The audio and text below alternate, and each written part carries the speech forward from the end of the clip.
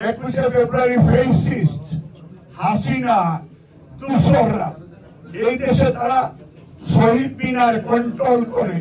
আওয়ামী লীগের শহীদ মিনারে ফেসিস্টের আসার কোনো রাইট নাই।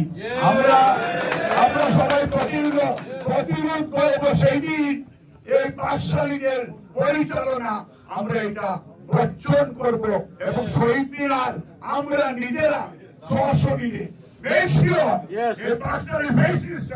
ফোন গুম করে আবার এই অবৈধ টাকা দেশের বাইরে পাচার করেছে।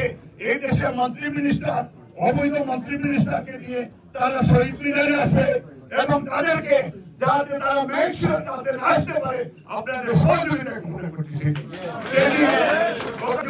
কথা দিয়েছে 10টা থেকে তারা শহীদ মিনারে অবস্থান নিবে এবং আমরা সবাই আজকে আপনারা দেখান শহীদ মিনার সেই দিন আমরা অবরোধ করবো, কারণ এই ভাষার শহীদরা জীবন দেয়নি।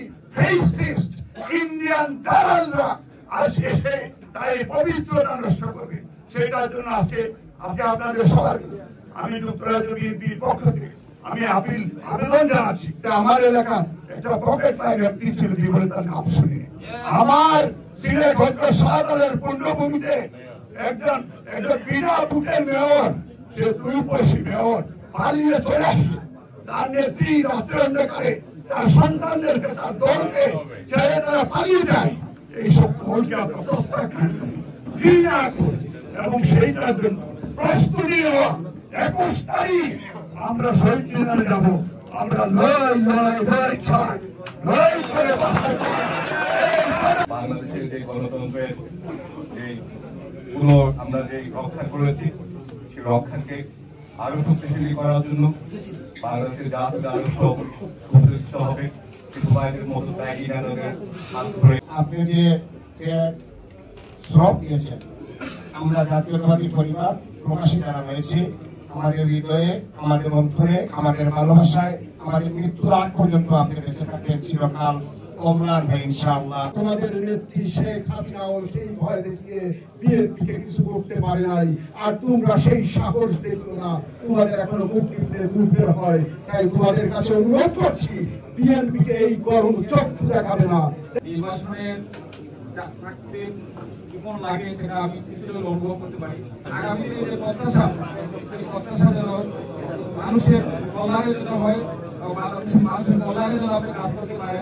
হাসিনা সরকার খুনি হাসিনা সবাই পুরো মার্ডারের কেস দিত, মার্ডারের কেস এবং ধরে নেওয়ার গুম করা।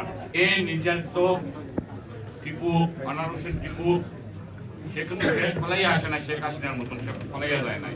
তাকে কেস দেওয়া হয়েছে, নির্যাতিত করা হয়েছে তার ফ্যামিলিকে, এর জন্য সে বিদেশে আসছিল। মানুষ এখন নতুন ফেস দেখতে যারা স্বচ্ছ ভালো বিনয়ী ভদ্র এইসব রাজনীতি দেখতে চায়। মানুষ জানে এখন ভালো, তারা বেশি ক্ষমতাবান, যারা ক্ষমতাকে অপব্যবহার করে মিসইউজ করে এইসব নেতা মানুষ সামনে দেখতে চায়।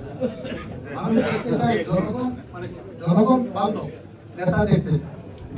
এই জন্যই আমি মনে করি যে ভালো মানুষ যারা আছে তারা যদি রাজনীতি সক্রিয় ভূমিকা রাখেন, আগামীতে আসেন, ইনশাল্লাহ